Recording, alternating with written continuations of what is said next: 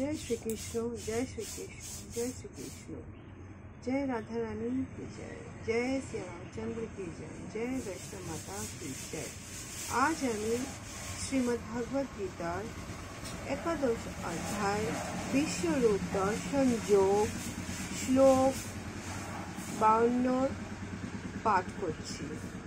এখানে শ্রী ভগবান উবাচ, এখানে ঠাকুর বলছেন, সুদর্শনম ইদম রূপম দৃষ্টবানসি যতঃ মমঃ দেবঃ अपि अस्यः रूपस्यः नित्यं दर्शनाकांक्षी गणः।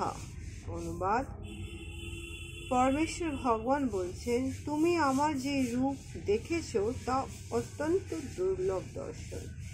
দেবতারা এই রূপের সর্বদা দর্শনের জন্য লালায়িত হয়ে থাকেন। এখানে ভগবানের সেই রূপ দেখে অর্জুন ভাববিহ্বল হয়ে উঠেছে। সে কি করবে কি না করবে সে বুঝতে পারছেন না। তখনই ভগবান শ্রীকৃষ্ণ অর্জুনের সেই মনের যে দ্বন্দ্বটা সে বুঝতে পেরেছে। এখানে শ্রীকৃষ্ণ বলছে কি, অর্জুন তুমি ভয় পেও না, তুমি আমার যে দর্শনটা আজকে দেখলে, ব্রহ্মাণ্ড দেখলে, বিশ্বরূপ দেখলে, অনন্ত দেহ, অনন্ত মাথা, অনন্ত বাহু, সেই দর্শন দেবতারাও ইচ্ছা করলে দেখতে পারে না, কিন্তু তুমি দেখেছো। জয় শ্রীকৃষ্ণ, জয় শ্রীকৃষ্ণ, জয় শ্রীকৃষ্ণ। শ্লোক 53।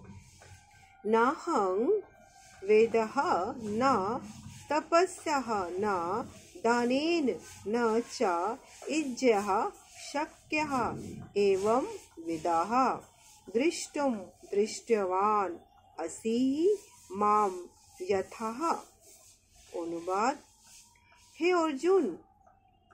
অর্জুন, তুমি আমার এই দিব্য চক্ষু দ্বারা আমার যে রূপ দর্শন করেছো, তুমি তোমার এই দিব্য চক্ষু দ্বারা আমার যে রূপ দর্শন করেছো, সেই প্রকার আমাকে বেদ অধ্যয়ন, তপস্যা, দান, পূজা দ্বারা কেউ দর্শন করতে সামর্থ্য হয় না। অর্জুন,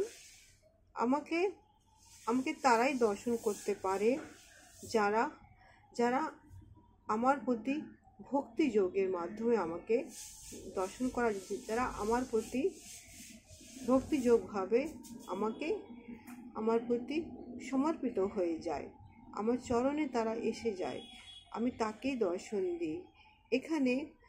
এখানে শ্রীকৃষ্ণ চিন্তায় মগ্ন থাকার ফলে, ভক্তিযোগ কৃষ্ণ সেবার ফলে সাধকের দিব্য চক্ষু হয়, উন্মিলিত হয় এবং তিনি তখন শ্রীকৃষ্ণকে দর্শন করতে পারেন। এই ধরনের দিব্য দর্শন স্বর্গের দেবী কারোর পক্ষে সচরাচর সম্ভব হয়ে ওঠে না, কিন্তু মহাভারতের সেই যুদ্ধক্ষেত্রতে অর্জুনের সেই দর্শন লাভটা হয়েছিল, যার ফলে গোটা ব্রহ্মাণ্ডের দেবী দেবতারা তাকে দর্শন করতে পেরেছিলেন। আর রাজমহলে বসে থাকা সেই কুরুপ্রধান, সেই কৌরবের পিতা, সেই সঞ্জয় ও তাকে দর্শন করতে পেরেছিলেন। জয় শ্রীকৃষ্ণ, জয় শ্রীকৃষ্ণ, জয় শ্রীকৃষ্ণ। আজ আমি আমার গীতা পাঠ এখানেই সমাপ্ত করছি। আগামী ব্লগে আমি আবার একটি গীতা পাঠ নিয়ে আসবো।